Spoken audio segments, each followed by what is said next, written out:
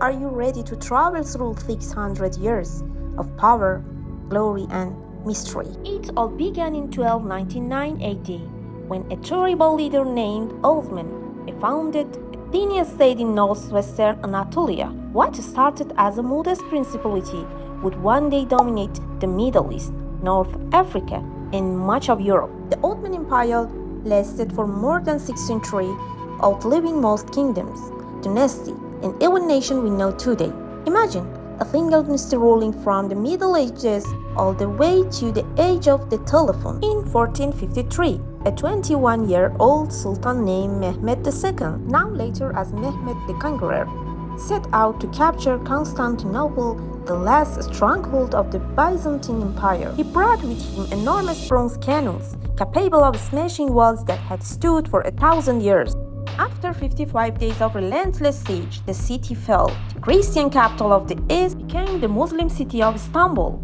Trade routes shifted, empire trembled, and the balance of world power changed forever. Under Suleyman the Magnificent, the Ottoman Empire reached the height of its power. He was a brilliant conqueror, a wise lawgiver, and a patron of art and architecture. While his armies advanced across Europe and the Mediterranean, his chief architect, Mimar Sinan, raised stunning mosques whose domes still define Istanbul's skyline. Suleiman's region brought both order and culture, a rare blend of sword and scholarship. But behind that grandeur lay one of the empire's most controversial systems, the death share. Every few years, Christian boys from the Balkans were taken from their families to serve the Sultan. Trained in the palace schools, they became the elite Janissary corps, a military force feared and admired throughout Europe. Many rose to high ranks and wealth, their service began in bondage, a mix of opportunity and sacrifice that still sparks debate today. One secret of Ottoman stability was the millet system,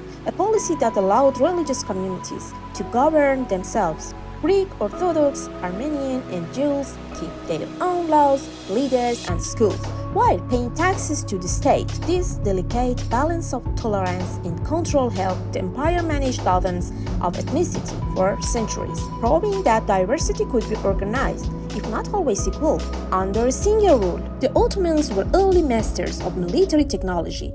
Their giant cannons shattered the myth of invincible walls, and their navy ruled the Mediterranean for generations. From North Africa to the Balkans, Ottoman fleets and artillery shaped the destiny of empire. Even European rivals studied their tactics, realizing that innovation, not just numbers, decides wars. By the 19th century, the empire faced the modern world and struggled to keep up. The Tanzimat reforms from 1839 to 1876 thought the rebuilt administration, education, and law along European lines. New ministries, telegraph, and schools appeared across Istanbul.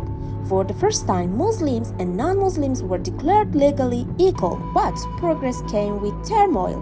Old traditions resisted change, and reform itself became a battlefield. Allied powers invaded, nationalist uprisings spread, and century of authority crumbled.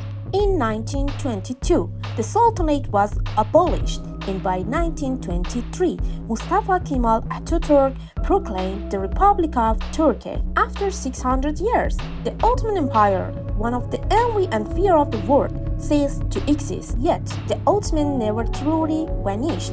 Their language, cuisine, architecture, and music still present in the streets of Istanbul, Sarajevo, Cairo, and Damascus. For 6th century, millions lived under the crescent banner through triumph, tragedy, and transformation. The Ottoman story is one of the ambition and endurance, of tolerance and tension, of light and shadow, and its echoes still shape our modern world.